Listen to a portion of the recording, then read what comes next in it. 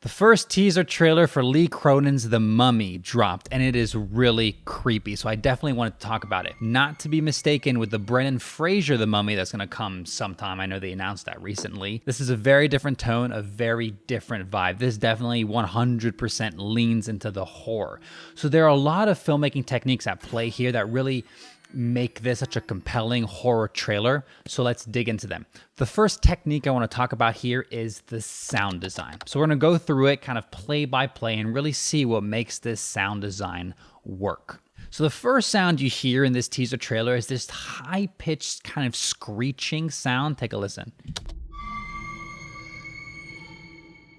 There's something just really unnerving, really unsettling about that. Anytime you have a high-pitched squeal, it's not friendly to the senses, right? So it's just a way of starting the trailer and making you feel uncomfortable right from the get-go.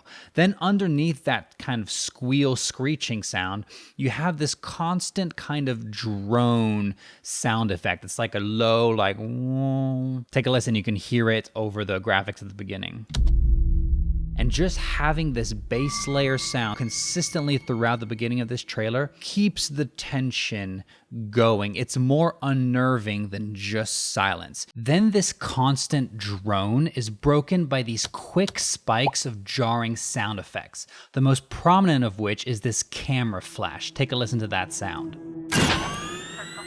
This camera flash sound comes in really quickly and abruptly, and it has this jarring, almost jump scare effect. And another thing worth noticing is that before you hear that loud camera flash sound, you see this shot of cloth being pulled off of the mummy's hand, but you don't hear the cloth. You just hear the low drone, and then there's this loud, sharp sound that comes in. So that kind of contrast of super quiet, consistent, low drone with these super loud spikes and nothing in the middle just makes this sound design quite aggressive. Because if you had the sound of the cloth being pulled off of the mummy, it would be a sound between the drone and the loud spike, and it would soften the effect of the loud spike. But now that you don't have anything in the middle, you just go from this low frequency to this high-pitched flash. It's a big gap. It's a big jump that really is quite aggressive. And from this point in the teaser onwards, what the sound designers are doing is that they're going to create just this overwhelming sound design experience. They'll just layer one sound design element over another to create this just chaotic cacophony of sounds. So watch this trailer from this point onwards and just listen for all of the sound design elements that they add. And what I'll do is that on the screen, I'll specifically call out whenever a new sound is added, just so you can visually tell how often this is happening.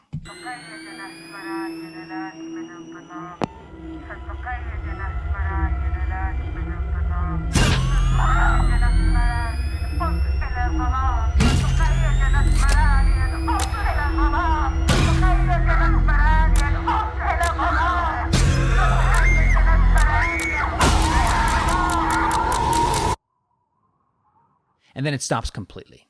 And it's the first time in the trailer that you don't hear the low drone. There's no sound. The only sound you hear is just some soft wind.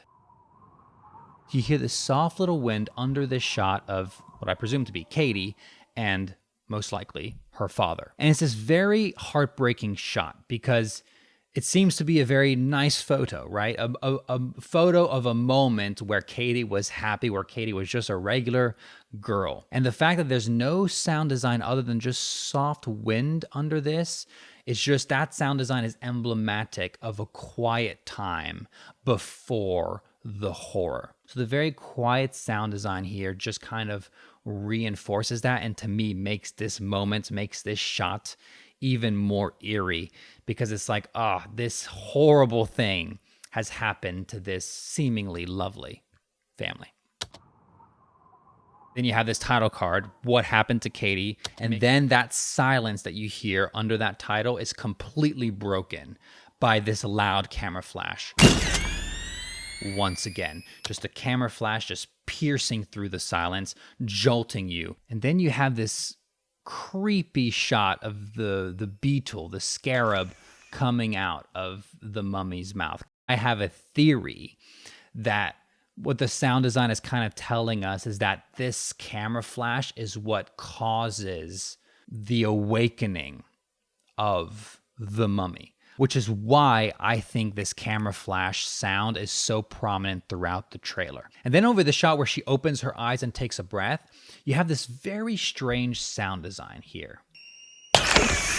It's not the sound of a breath. It kind of feels like it should be. It should be like a, like, you feel like it should be that, but it's not. It's got this different texture to it. And it almost sounds to me like air is being sucked out of a bag or something. And my theory is that because beetles do make a high-pitched kind of squeal, this sound almost feels like as she's taking a breath, beetles are just scurrying in her lungs. That's kind of the image that this sound design conjures up for me. So it's just an example of how intentional, unique sound design and careful sound design can kind of bring up all of these different images inside of a viewer's head. Whereas if it was just the sound of her breath, you wouldn't really think much about it. And the last kind of sound design thing I want to talk about is the sound design over these final titles.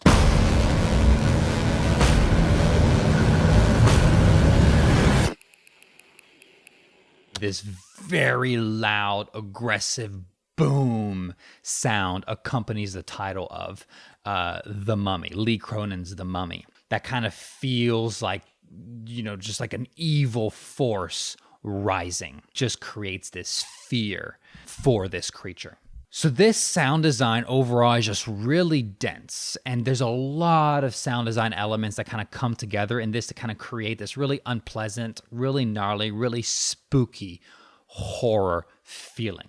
Now I want to talk about the editing of this trailer, and overall, this editing is really unpredictable. And I'm going to dig into what I mean by that specifically, but this unpredictable nature of the edit, I think, is what makes the editing itself create anxiety in the audience. So let's go through it. The pace at the very beginning is slow. When you start this trailer, it starts off quite slowly. You begin, New Line Cinema, Blumhouse, you have the logos. Then you have this slow shot of the tomb being lifted off of the mummy. Then we have a jarring edit kind of come in, a super quick flash of the camera. So that slow beginning mixed with the super abrupt shot of the woman holding the camera, that's unexpected. They're not like slowly increasing the pace. They go from slow to like super fast out of nowhere. This is another subverting expectation moment. And this time I want to pay attention to the graphics. So let's look at the first 2 times graphics show up. From the producer of Weapons, they let the animation finish on the title before cutting to the next shot. We see everything animate on. Same thing here. And producers James Wan and Blumhouse. James Wan and Blumhouse animate fully onto the screen. But here, they're slowly starting to animate something. And as an audience member, you expect all of the characters to finish animating on before you cut to the next visual. But here, middle of the animation, they cut away. Once again, a very jarring edit. And they cut very briefly to this shot of Katie's face. So cutting in the middle of that animation when you least expect it, just once again surprises the audience, subverts their expectation, and just keeps them on their toes, which builds anxiety.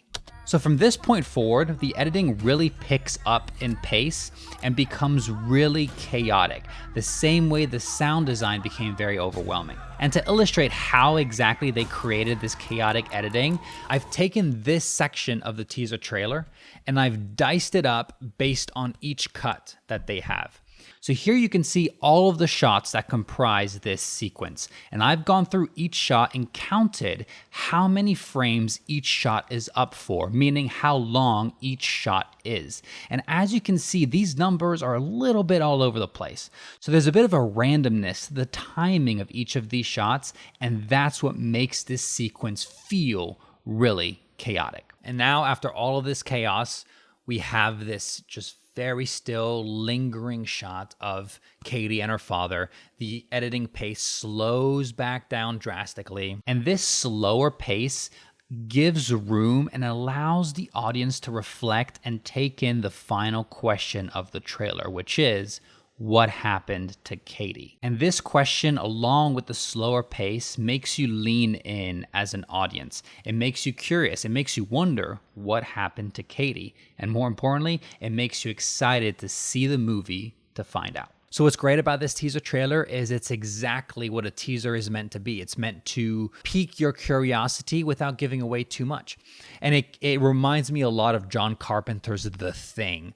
There's something very practical effects about this that feels very reminiscent of The Thing, at least for me. It really looks like Lee Cronin is really trying to step into old school horror as much as possible, and that gets me really excited. And even just having Lee Cronin's The Mummy, that title format is very reminiscent of John Carpenter, because John Carpenter, like when he did Halloween at the beginning of his career, he demanded to have his name under the title to make it feel like it was his movie. And not many movies do that these days. So I feel like it's quite significant to see Lee Cronin's The Mummy here. It just feels like this is Lee Cronin saying, this is my old school, low budget, freaky horror movie. And the stakes of the film don't feel like these big world-ending stakes. They feel very personal. It feels like this family drama, like this horrifying thing is happening to this one girl in this one family. The scope feels small, and it just feels like it's going to be a lot more emotionally gut-wrenching than it is about the big epic spectacle.